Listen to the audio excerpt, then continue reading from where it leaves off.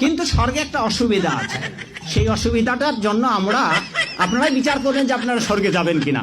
স্বর্গে, সঞ্জয় বাবু, স্বর্গে একটা অসুবিধা আছে, সেটা হচ্ছে কি, যে যেই পরিমাণ আপনার ক্ষুধা লাগবে স্বর্গের দেবতারা এই পরিমাণ আপনাকে খেতে দেবে না। ওখানে সুন্দর সুন্দর পাকা ফল আছে, কিন্তু গাছের ডাল থেকে ছুটে আপনি খেতে পারবেন না। ক্ষুধার ঠেলায় আপনি জল খেতে যাবেন, ওই সরোবরে নদীতে যে স্রোতস্বিনী ধারা আছে, ওই জল আপনি হাতে উঠে খেতে পারবেন না। তো ওখানে যারা স্থায়ী দেবতা আছে, ওরা যা খাইতে দেবে আপনার তাই খেতে হবে, ফলে স্বর্গ শান্তি নেই। জান্নাতের সবচেয়ে বড় বিষয়টা কি? আল্লাহ পাককে আমরা এই চোখ দিয়ে দেখতে পারবো ইনশাআল্লাহ। জান্নাত মানে কি? যা ইচ্ছা তাই করতে পারবেন। জান্নাত মানে কি? আপনি চাচ্ছেন, আল্লাহ আমি এখন একটা খামর চাই, শরাব আপনার সামনে হাজির, চিন্তা করার সাথে সাথে। জান্নাত মানে কি? আল্লাহ আমি আপনাকে দেখতে চাই, আল্লাহকে আপনি দেখতে পারবেন। জান্নাত মানে কি?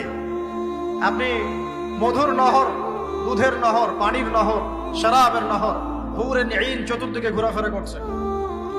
একজন নিম্নমানের জান্নাতি, মানে সবচেয়ে শেষের দিকে যারা জান্নাতে যাবে, তাদের সাথেই দুজন করে হুরে নিঈন, আহাল পরিবার তো আছেই, গিলমান পানপাত্র নিয়ে চারপাশে ঘোরাফেরা করবে। জান্নাত মানে কি? যেখানে যা ইচ্ছা তাই করা যাবে, বলার কেউ নাই, বাধা দেওয়ার কেউ নাই, সেখানে কোনো মৃত্যু নাই, সেখানে কোনো অহেতুক কথাবার্তাও নাই, কোনো গাল গল্প নাই, কোনো মিথ্যা নাই, কষ্টের ক্লেশ মাত্র নাই, থুতু ফেলতে হবে না। জান্নাত মানে থুতু ফেলতে হবে না।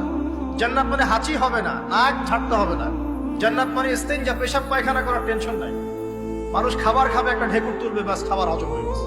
আর জান্নাতের সবচেয়ে বড় বিষয়টা কি? আল্লাহ পাককে আমরা এই চোখ দিয়ে দেখতে পারবো ইনশাআল্লাহ। আর তার সমকক্ষ একটা বিষয় হচ্ছে, আল্লাহ পাক বলে দিবেন যে আমি তোমাদের সবার উপর সন্তুষ্ট হয়ে গেলাম, যাও কোনোদিন অসন্তুষ্ট হবে। ব্যাস, দ্যাটস অল।